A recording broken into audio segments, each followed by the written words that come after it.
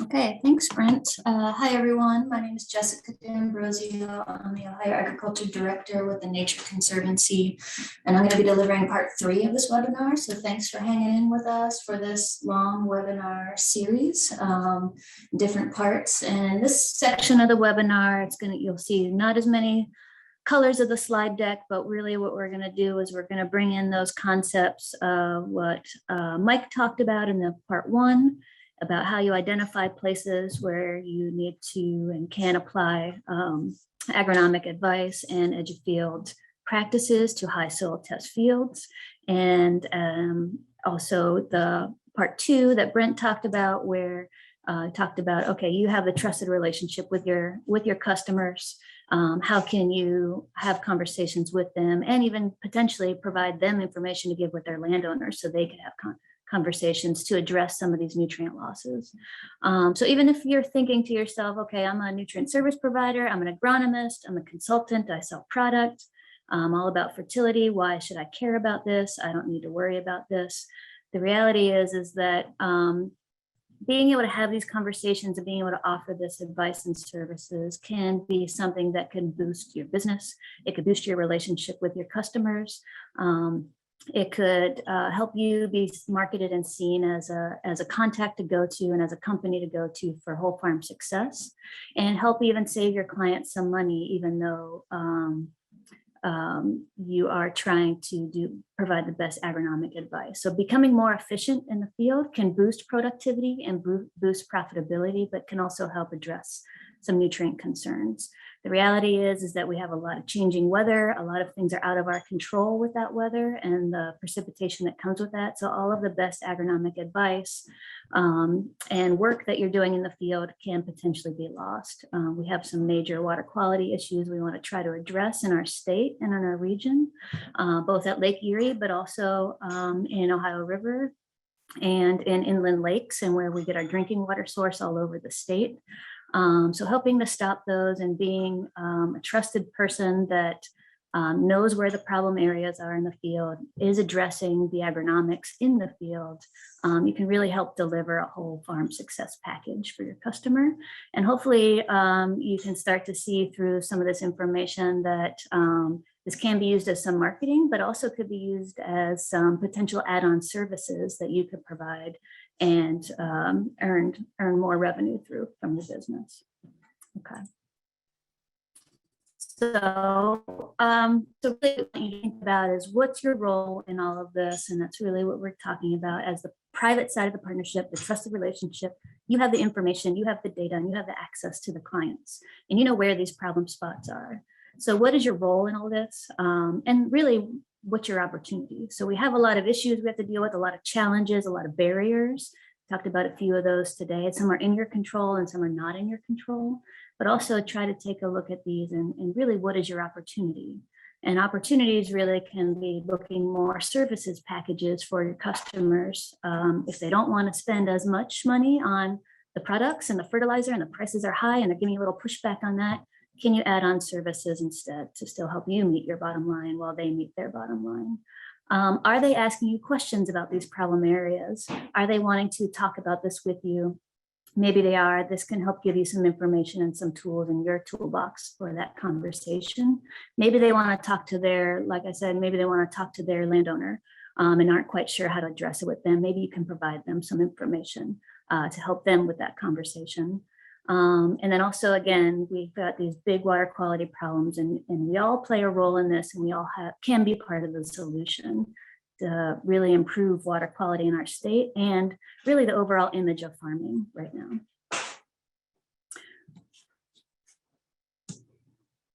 Okay, for my, okay. And so really, we want you to try to leverage your opportunity in the field. A lot of you said in the polls that most of your farmers are willing to talk to you. You're willing to talk to them. They see you as a trusted advisor. And we know that from survey data of farmers that they are willing, more than 80% of them, almost 90% of them are willing to share information with their nutrient service providers. So if they aren't sharing yield data with you, for example, ask them to share it. Talk about how you can boost productivity and use agronomics to boost productivity. And what that can let you do, if you don't have that already, or maybe you have maps like this that you're producing and that you could see for your customers. It helps you identify those sensitive areas. It helps you identify those low productivity areas and those problem areas from an agronomic and fertility standpoint as well. So again, we really are just talking about three main things. Identify where those nutrients are lost. Regardless of the nutrient source, they're being lost somewhere. And the areas where they're usually being lost on a field are, like Mike said, those high soil test phosphorus fields that you have access to the data on, you know where those spots are in the field.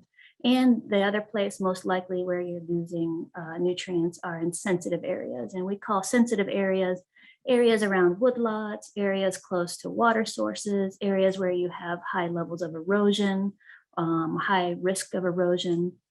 Those can all be considered sensitive areas. And we'll go through some examples of that here.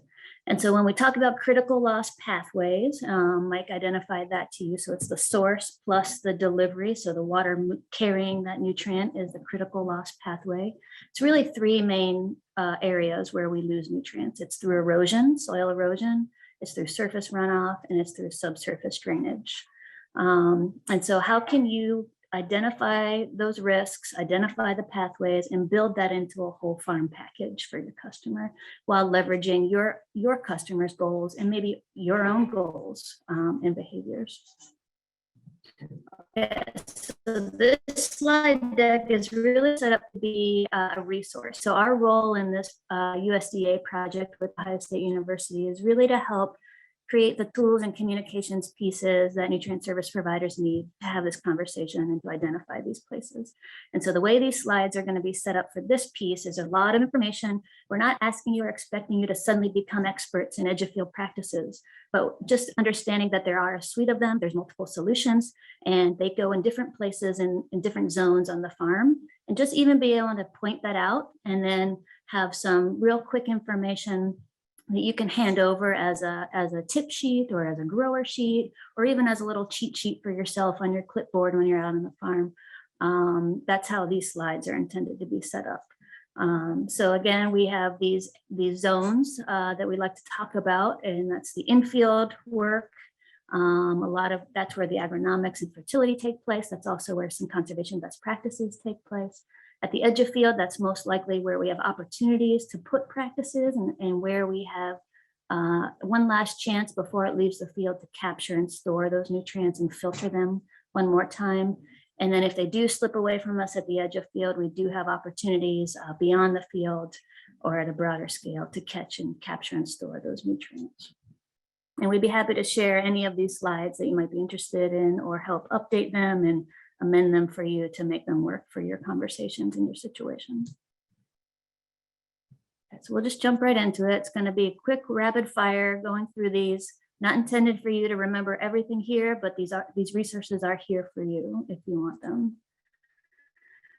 Okay, so generally I'm a visual person, so I made it very visual. And so essentially the main critical loss pathways are erosion, surface drainage, subsurface drainage. The main nutrients we're concerned with when it comes to water quality is particulate phosphorus, soluble phosphorus, and nitrate. A lot of times they leave together, sometimes they leave separately. And so practices that can help capture all of them are great. And there are very specific practices that are better at capturing one or the other. And then you can see there's so many options and a suite of solutions. It can almost be overwhelming. You don't have to know everything, but knowing a few key ones, having those in your back pocket and being able to talk about how well they work, that you know they work, are there examples of those, and who to go talk to learn more can really do a lot of service for your customer. Okay, so where would you start? You're already talking, you indicated in the polls, you're already having conversations about conservation. Many of you are. You're already talking about fertility in the field. And so the easiest place to start, if you're not having these conversations, you aren't sure where to start, is really the in the field practices. And that would be reducing the tillage. We heard a little bit about some of the tillage earlier in the presentation today. Can you minimize the tillage operations? Can you get no-till to transition to happen? Can you increase the crop rotation or change the conservation crop rotation a little bit? And can you provide cover? So really the reason we start here is, one, it's connected to fertility, it's connected to productivity. So it kind of can start to hit some of those productionist farmers and the conservation farmers. You can build confidence because you're already working in these areas. You already know these practices. So you as the nutrient service provider can build your own confidence in starting the conversation beyond just the product. Or just the fertility, and bringing in an extra piece of information for your customers and guiding them. And this could also be the place where you're most likely, if you have more full service operations, where you're most likely to have add-on services that you could provide.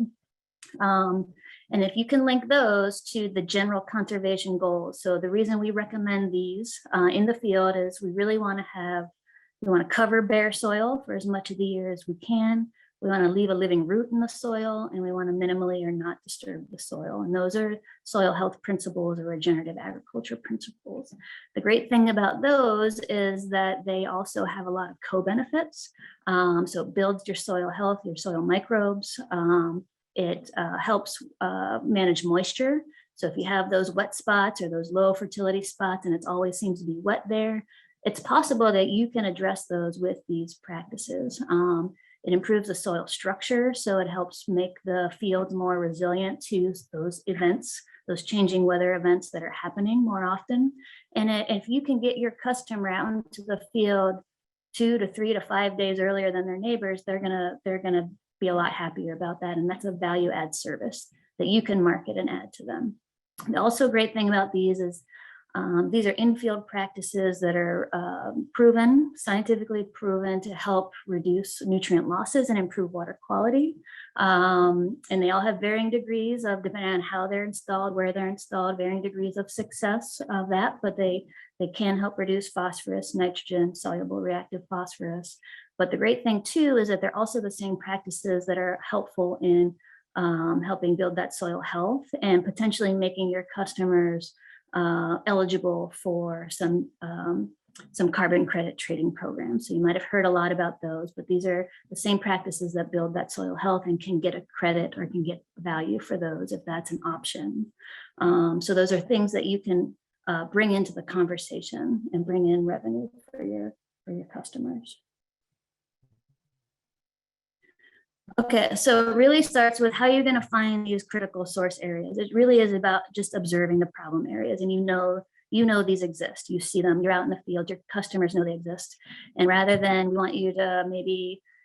just say, oh, that's been a problem every year, or we're just, we want you to address those. And that could be a place where you can start to have a conversation. Maybe your customer's already asking about, what do I do here? My yields are really low here. Can you fix that?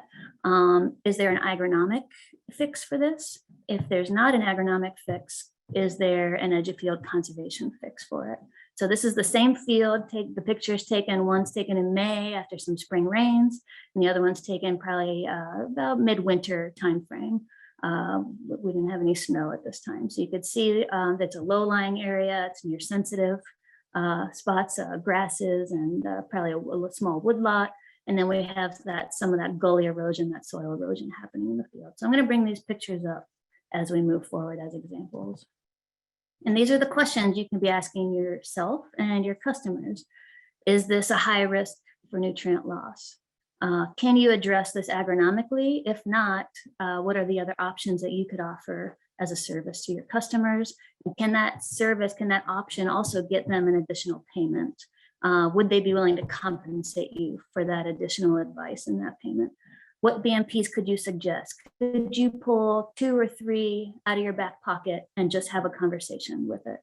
Do you know, maybe you don't know what the BMPs are, maybe you can pick 1 or 2, but then the next step is, we don't expect you to be the expert in these and how to install them and how to design them, but do you know who to send your customers to as the first point of contact? And luckily there are, most of them have the same points of contact, as you'll see as we go through this.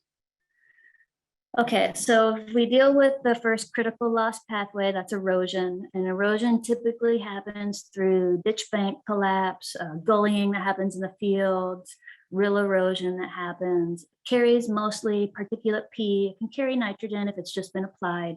But for the most part, our concern here is the particulate P that's bound to the sediment particles.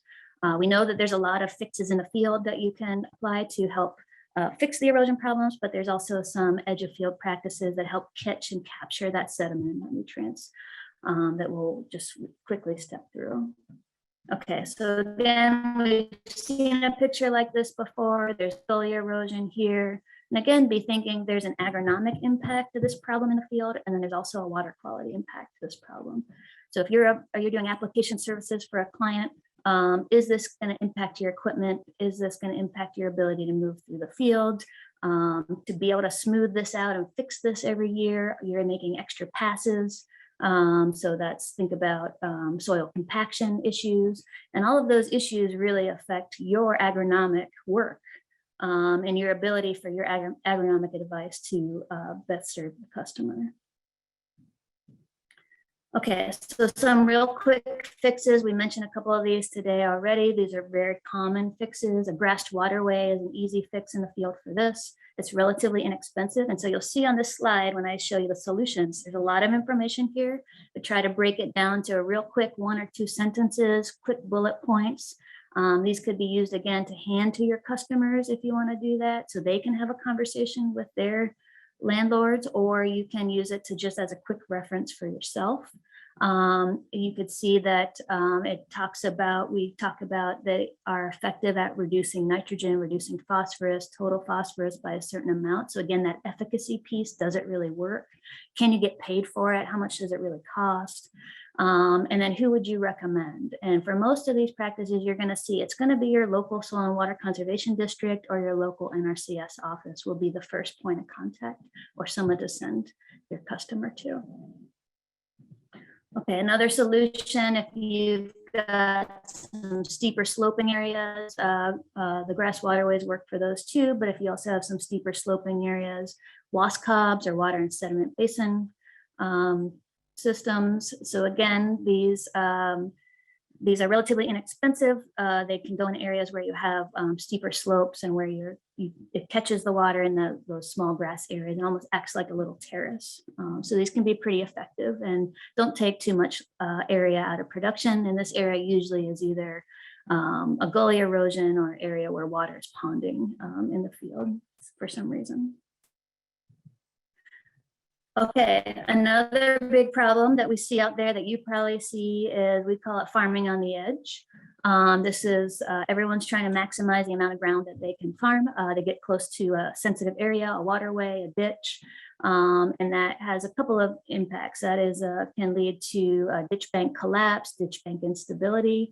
And so literally your customer is losing farm ground when this happens. For you, if you're applying fertilizer, pesticides, herbicides, you have a risk of higher overspray into these sensitive areas. So there's no buffer. The spray goes directly into the channel itself. And so again, these critical loss pathways, mainly it's erosion, but again, it can be protecting the sensitive areas.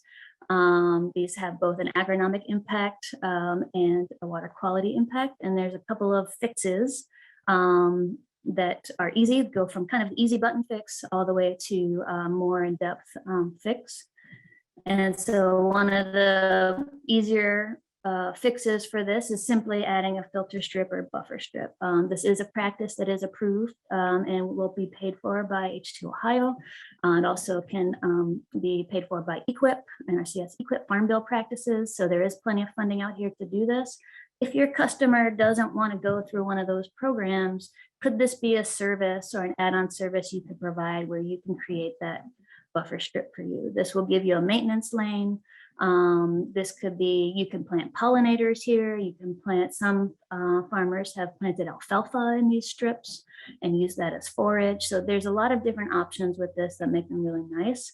And this is a really nice option too if your customer isn't quite ready yet to reduce that tillage or cover that bare ground, or you're working with them on stepping that through. Try to make sure they have some kind of a buffer that they can put along the sensitive areas and capture and store that sediment and nutrients. In Ohio, the CAUV rates help landowners and customers with this. So if you do have a buffer, you can reduce your tax rate in these areas to the lowest rate. And I just learned recently that on average, that lower tax rate in areas where you have buffers like this or conservation practices has saved landowners about $10 per acre on average in paying taxes. So there are some extra additional benefits in addition to cost share practices for these. If you're a little more advanced customer, a forested riparian buffer, if they like woodlots, they like to hunt, they might be interested more in trees. Again, these have really high efficacy rates for reducing sediment and total phosphorus and nitrate. They can be a little more expensive than just the grass buffers. And again, these are practices that will be covered and are covered now through H2 Ohio and Conservation Reserve CREP programs. Okay, a little more advanced solution, and this takes a little more engineering, a little more design, site-by-site design, and it's really when you have that chronic ditch bank collapse and you're really losing pieces of your farm ground and you're losing, it's mass wasting. These would be places where you would want to have either a ditch retrofit, like a 2-stage ditch, where you're adding stability and extra filter capacity, extra drainage capacity, or just simply bank stabilizations happening. One nice thing about practice like the 2-stage ditch is it captures surface runoff, but also you can see the tile line coming in. It also captures any nutrients that would be coming through the tile lines as well. Again, this one takes a little more expensive, requires engineering work, and does take land out of production. But it is an approved H2 Ohio practice, and it is an EQIP practice through NRCS. Okay, so let's move into addressing a different set of critical loss pathways and really a different nutrient, and that's soluble P. So again, that dissolved reactive P that's causing all the problems up in Lake Erie and in our freshwater systems. And really, we lose soluble P through anywhere water flows. So that's surface flow, where we have low-lying areas or ponding, and where we have subsurface drainage. And the suite of practices shrinks quite a bit if we just want to address soluble P. It's kind of a bugger. So we have a few that we can go to that are very, very effective. Some of these have been implemented as part of this project, and we are testing them out. So I'll share with you a little bit of information we know about that. Okay, so again, the same field, we've got, how many of you have seen fields that look like this? These low-lying areas of water just sits, it's low ground. The yields are consistently really low here. Maybe you get one good yield if it's a dry year out of 10. But is there another option that your customers can do, or you can talk to your customers about rather than, just getting consistently low yields here? That's what we want you to think about. Okay, one solution, if it's in the middle of a field, is a blind inlet. That's where you get chronic ponding. So can you fix this through a blind inlet, which kind of acts like a French drain? You get additional dissolved reactive power if you've got some material down below there that absorbs the dissolved reactive phosphorus, like a filter media. This is relatively inexpensive. You can run over this with equipment, so it's kind of nice. It has a relatively long lifespan, and it could be an option if you have these low wet spots in the middle of the field. And this would be a pathway. So we talked about the elevated phosphorus that could be in spots within fields. This could be a place where that elevated phosphorus could drain to, and then it has a direct line right to your tile lines and out. So that would be an area where we want to look at that and treat it. A constructed wetlands. So wetlands aren't like, they don't have to look like these totally natural areas. They don't have to be thousands and hundreds of acres. They can look very different, especially if our goal is to treat the nutrients, to capture, store, and treat the nutrients. They can be constructed and shaped to fit any operation. These are an H2 Ohio approved practice. They are also funded by NRCS. So there's lots of funding right now to do wetlands. They also provide some extra hunting ground or nice wildlife habitat if your customer is interested in that. And they can be situated in multiple different ways to fit the farm operation. We have used constructed wetlands, as Mike mentioned, to help treat elevated phosphorus fields. So where we have the most acute nutrient issues, these could be a really effective tool that capture, store, and treat all kinds of phosphorus, sediment, and nitrate. So it kind of hits everything. They can be expensive, but they do last a long time. Now we'll move towards nutrient losses through subsurface drainage. We know that Ohio, especially in the northwestern part of Ohio, is one of the most densely drained areas in the whole country, with up to 90% plus of the land being drained by subsurface tiles. We're concerned about that because we know that up to 50% or so of our nutrients can be lost through subsurface tile. So practices that help address that or can be attached to your subsurface tile can be an important part of the system. Again, subsurface drainage is really important agronomically. We can't do a lot of our farming where we are in Ohio without drainage, so it is important. It can help fix some problem spots as well, but it also creates some preferential flow paths for nutrients. So we just want to be able to address those. Okay, one of the simplest ways to address that is drainage control structures. This is a practice that Mike mentioned we are installing and we will be monitoring as part of the USDA Elevated P project. It's relatively inexpensive, but if you want to put these at the end of every tile, that the cost can potentially add up. These work if you make them work, right? So if you install them but don't use them, they're not as effective, obviously. So is this a way that you could, if your customer is interested in this and you have the ability to help them manage these control structures, could that be a service add-on that you could provide for them to help manage those structures? There's also automated structures now that are available. They're a little more expensive, but they can, you can control them from your phone. So could that be an add-on service that you could provide if your customer has these? They can be very effective at nitrogen and somewhat effective at phosphorus. And we're doing some studies now and we'll get some results from the Elevated P project to understand really the effectiveness on dissolved reactive phosphorus.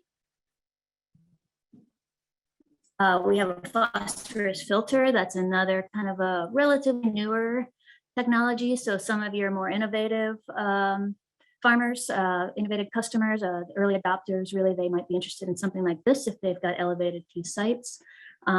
These are go at the edge of the field, so in that filter area, they're not in the field. They do connect to some drainage control structures, and they are really effective up to 40 to 80%. They remove dissolved reactive phosphorus, and they're designed specifically to treat dissolved reactive phosphorus. And so we do have a few of these installed as part of the Elevated P project. These can be very expensive and they need some maintenance. They don't have a long lifespan relative to some of the other natural practices like some of the buffers and wetlands, but these can be so effective where we have elevated P and where we have this acute P problem that it might be worth the cost. And so it's just taking a look at that. If nitrogen is your concern or nitrates, kind of an analogous or similar structure as a wood chip bioreactor. Similarly, it can be more expensive, but where you have acute nitrogen problems, this could be a good solution. Again, saturated buffers, what this does is it takes the tile line water and it runs it parallel along your filter strip and it lets it seep out slowly through the filter. So it runs through the soil profile a little bit more rather than directly through the drainage pipe.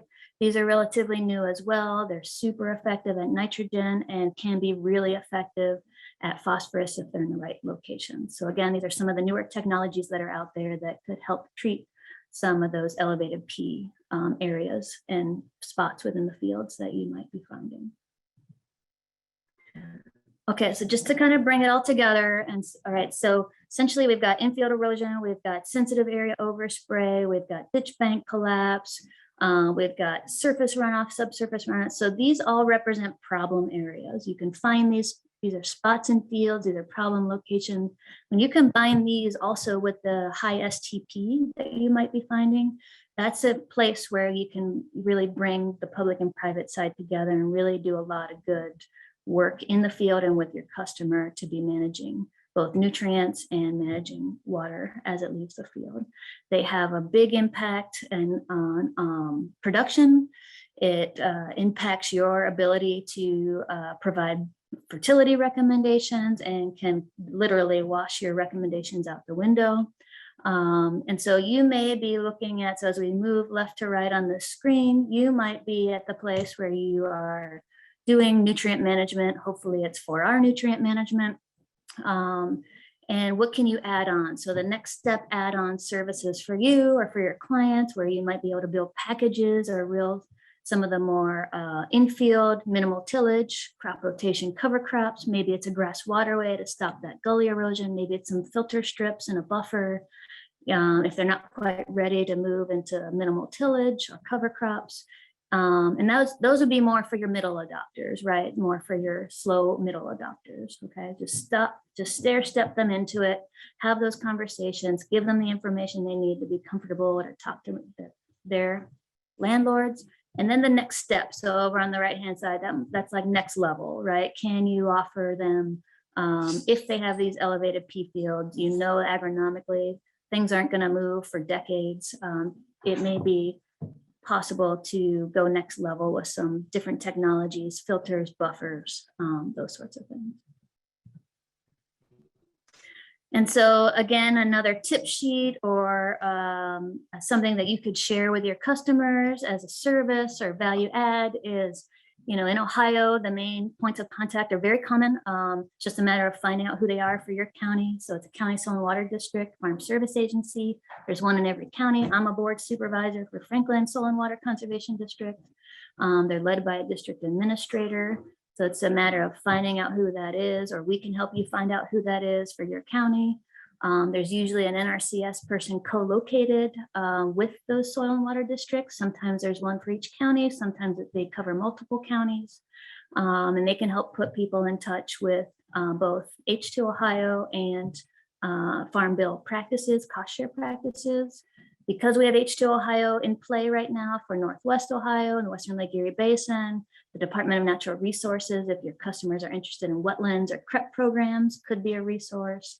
And the Department of Agriculture, they are heavily involved in H2 Ohio with some of the infield practices, filter strips, drainage water management, and two-stage ditches. And then they also just hired 6 water quality specialists for all around Ohio that cover multiple counties. So we'd be happy to get you that contact information if you need to share that with your customers or just want to know who those people are. And then again, this could be an example tip sheet that you can provide to your customers and clients is, here's the contact, here's who you need to go to, and then you can pass that off. You don't have to be the expert there. Just pass that off and give them that ability to contact them. And with that, I'm at the end of my time.